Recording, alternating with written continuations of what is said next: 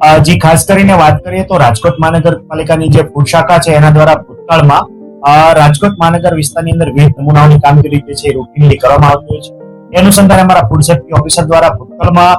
GJ3 dosa corner કે જે અંબિકા પાર્કમાં આવેલું છે, આ ઉપરાંત જે યુનિવર્સિટી રોડ પર જય દ્વારકાધીશ હોટલ નામની જે હોટલ આવેલી છે ત્યાંથી અનુક્રમે જોવા જઈએ તો જે લૂઝ સાંભારનો નમૂનો જે છે લેવામાં આવ્યો હતો. આ ઉપરાંત હોટલ દ્વારકાધીશ છે ત્યાંથી જે છે લૂઝ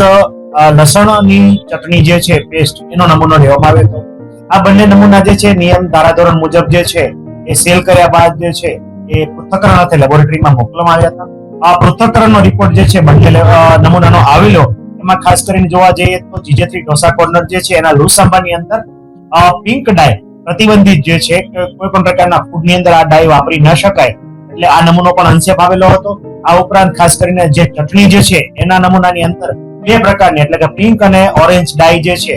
એ બંને કલર જે છે સિન્થેટિક ડાય જે છે એ પ્રતિબંધિત કહી શકાય એટલે એ નમૂનો પણ અનસેફ ડિક્લેર કરવામાં આવ્યો હતો. અનસેફ ડિક્લેર થતા બંને નમૂનામાં અમારા ફૂડ સેફ્ટી ઓફિસર દ્વારા પ્રોસિક્યુશનની કાર્યવાહી અર્થે મ્યુનિસિપલ કોર્ટ કેસમાં ફોજદારી ગુનો દાખલ કરવામાં આવ્યો હતો. પ્રોસિક્યુશનની વિવિધ કાર્યવાહીને અંતે માનનીય જજ સાહેબ દ્વારા જે છે એટલે કે માનનીય આપણા જે ગાગનાણી સાહેબ જે છે જજ સાહેબ એમના દ્વારા આ બંને નમૂના અંતર્ગત પ્રોસિક્યુશનની કાર્યવાહીની અંતે જે ચુકાદો છે જે આપવામાં આવ્યો હતો. FSSI 2006 ના જે છે 31ZZ ઉપરાંત કલમ નંબર 59 જે છે આ બંનેના ભંગ બદલ અને સજાના પ્રાવધાનના ભાગરૂપે ખાસ કરીને વાત કરીએ તો GJ3 ઢોસા કોર્નરના માલિકને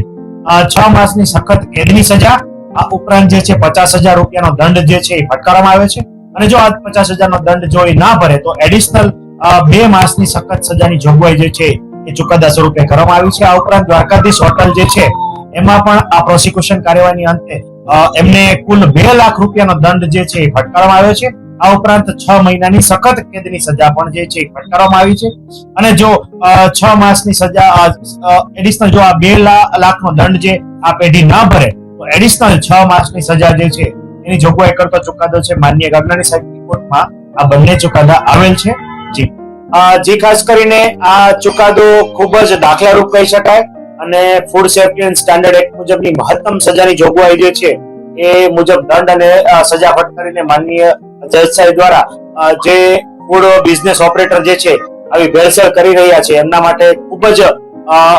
દાખલારૂપ કિસ્સો જે છે આ ચુકાદા દ્વારા પ્રસ્થાપિત કરવામાં આવ્યો છે.